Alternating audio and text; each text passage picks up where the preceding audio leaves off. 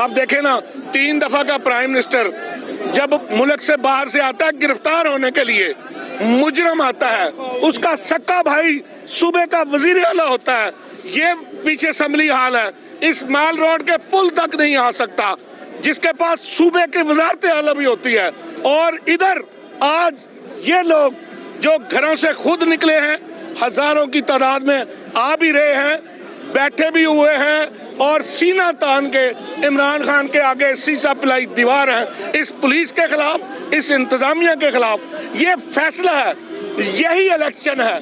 اسی سے وہ ڈر رہے ہیں، لیکن عمران خان انہیں بھاگنے نہیں دے گا، کیونکہ اس نے قوم کو شعور دے دیا ہے۔ اب ہمیں پتہ چل چکا ہے کہ ہمارے حقوق کیا ہیں، چور کون ہے اور ملک کا مسیحا کون ہے۔ ادھر چور ایک طرف کھڑے ہو گئے ہیں۔ میں یہ سمجھتا ہوں جب یہ ساری جماعتیں ملی ہیں، انہوں نے طاقتور حلقوں سے NRO لیا ہے، عمران خان اسی دن جیت گیا تھا،